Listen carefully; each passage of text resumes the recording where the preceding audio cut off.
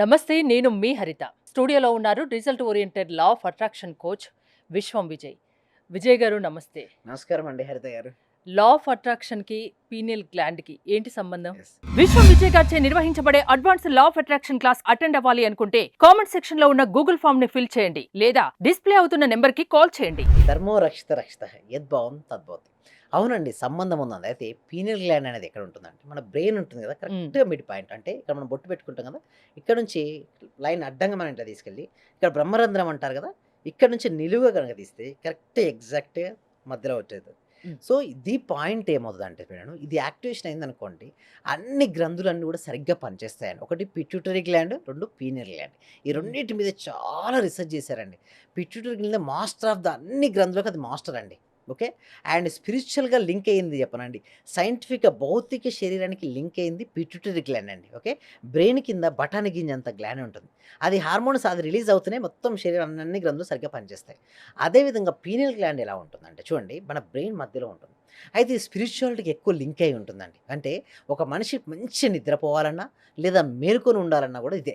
అదేవిధంగా ఒక మనిషి సంకల్పాలు సాధించాలన్నా, సంకల్పాలు సాధించకుండా ఉండాలని కూడా ఇదే అండి. అయితే దీన్ని ఎలా యాక్టివేషన్ చేయాలి, అదే కదా ఇంపార్టెంట్. మ్. దీని గురించి మనం ప్రాక్టీస్ కనెక్ట్ చేస్తున్నామండి హరిత గారు.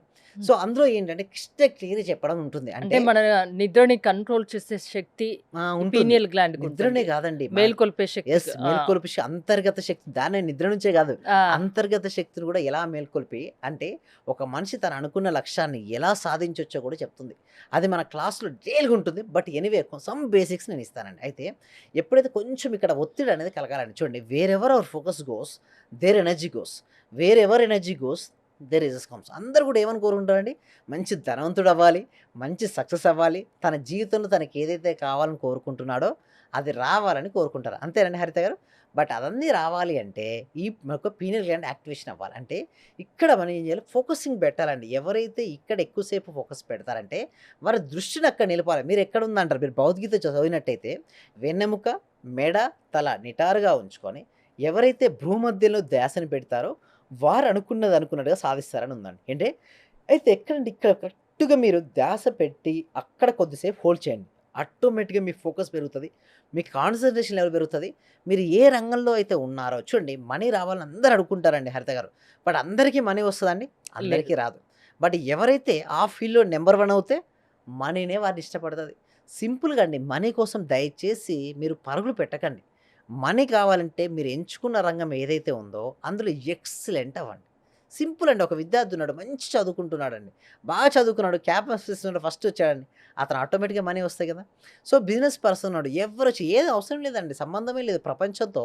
పోన క్రికెట్ మ్యాచ్ గెలిచింది, దానితో సంబంధం లేదు. ఎందుకంటే క్రికెట్ మ్యాచ్ గెలిస్తే వాళ్ళకి ఏమైనా ఇస్తారా? ఏదైనా కప్పు గెలిచిందని చెప్పేసి ఎవరికి ₹1,00,000 అయితే రాలే కదా. అయితే ఒకటి గుర్తుంచుకోండి, ఎంటర్టైన్మెంట్ కోసం, ఆనందం కోసం చూడడంలో తప్పేం లేదు.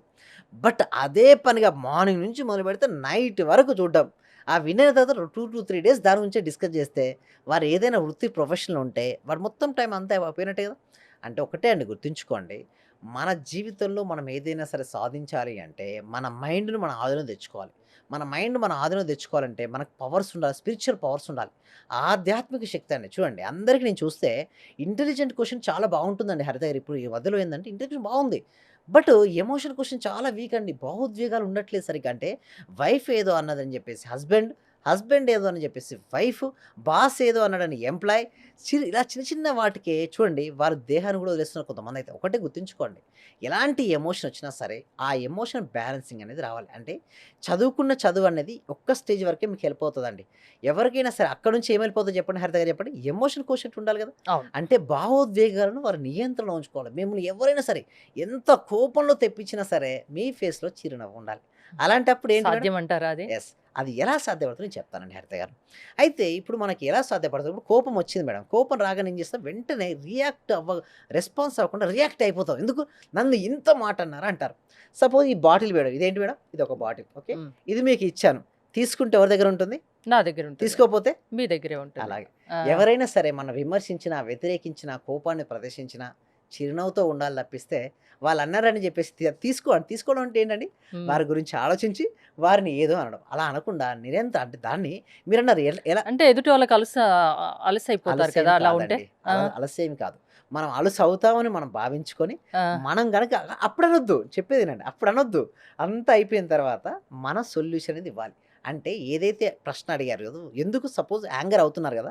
నువ్వు ఎందుకు యాంగర్ అవుతావు? ఆ టైంలో గనక యాంగర్ జరిగిందనుకోండి, ఎస్పెషల్లీ రిలేషన్‌షిప్స్ అన్నీ కూడా ఎక్కడ ఖరాబ్ అయితాయి తెలుసా మేడం? ఇక్కడే ఉంటాయి. చాలా వరకు నేను చూస్తుంటాను. నా క్లయింట్స్ చాలా మంది వస్తారు.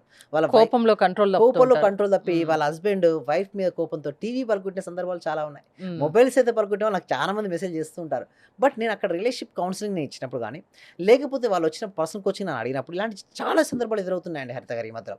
అయితే వాళ్ళకి ఐక్యూ లెవెల్ బాగానే ఉంటున్నాయి. కాబట్టి ఎమోషనల్ క్వోషంట్ వీక్. అసలు స్పిరిచ్యువల్ క్వోషంట్ ఇంకా చాలా తక్కువ ఉంటున్నాయండి. సో, ఎవరైతే చూడండి ఆధ్యాత్మికంగా బలంగా ఉంటారో, ఆ వ్యక్తి ఏ రంగం తీసుకున్నా ఆ రంగంలో స్ట్రాంగ్ అవుతాడు. హ్మ్. స్పిరిచ్యువల్ క్వోషంట్ లేదనుకోండి, నేనెప్పుడు శరీరాన్ని అనుకుంటే ఏది సాధించలేనండి హరిత గారు. నేను ఒక ఆత్మస్వరూపుడిని అనగానే ధైర్యం వస్తది.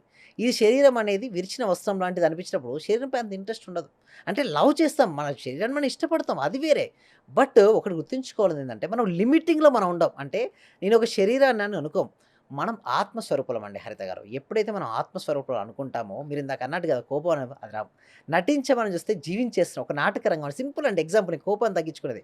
నాటక రంగం. నాటకం ప్రదర్శిస్తున్నాం. ఒక విలన్‌కి ఏంటి యాంగర్ ప్రదర్శించాలి. హీరో అక్కడ అది ఎవరి నాటకం. రోల్ తగ్గట్టు యెస్. వాళ్ళు యాక్ట్ చేయాలి. అది హ్మ్. హీరోకి అది తెలుసు ఒక నాటక రంగం అంటే అతని మీద నిజంగా కోపం వస్తదండి? హ్మ్. రాదు. బట్ కోపం ఉన్నట్టు నటించాలి. ప్రదర్శిస్తాడు. హ్మ్. Same like that.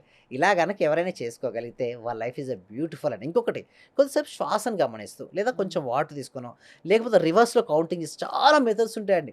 బట్ ఎవరెవరికి ఎలాంటి మెథడ్ అయితే చూడు వాళ్ళకి ఉంటుందో వాళ్ళకి సెట్ అవుతుందో అది ప్రాక్టీస్ చేస్తే సెట్ అవుతారు. హ్మ్. సో, దీనికోసం ఏందంటే ఎవ్రీ వీక్ గూడా మేము ఒక advance law of attraction class connect చేస్తాం.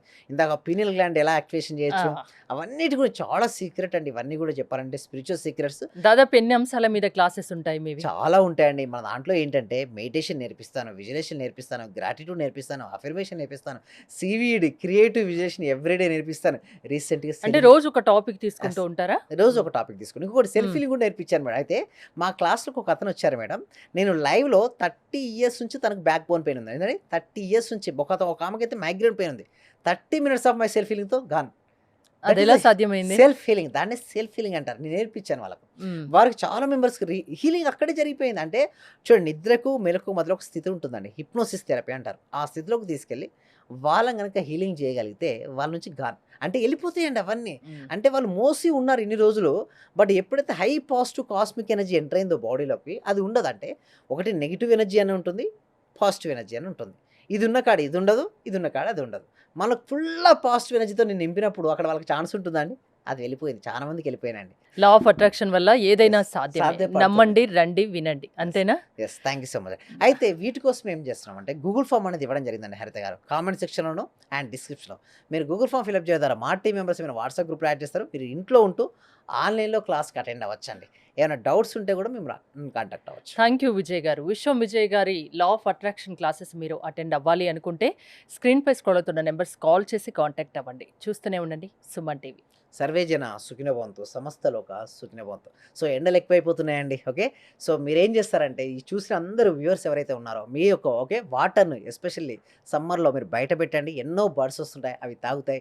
అవి హ్యాపీగా ఉంటాయండి. Thank you so much. Thank you. Lecture attend చేసిన తర్వాత మాకు ఏది అనుకుంటే అది మతలబ్ టీచర్స్ కావాలంటే టీచర్స్ ఈరోజు మాకు టీచర్స్ కావాలనుకుంటే 2 రోజుల తర్వాతనైనా, 3 రోజుల తర్వాతనైనా టీచర్ దొరుకుతుర్రు. వాళ్ళ తరపు నుంచే. మీరు చెప్పిన లెక్చర్స్ నేను ప్రతీదీ ఫాలో అవుతున్నా. మైండ్‌లో ఫిక్స్ అయిపోయింది. టోటల్ మైండ్‌లో ఫిక్స్ అయింది. అవ్వాలండి. అస్సలైన ఆనందం సార్ మీ లెక్చర్ వల్లనే దొరికింది నాకు. Right madam. Thank you. Really sir. Thank you very much. Thank you so much అండి వనపూల అందరూ కూడా ఒకసారి కంగ్రాట్స్ చెప్పండి వనపూల గారికి. ఓకే.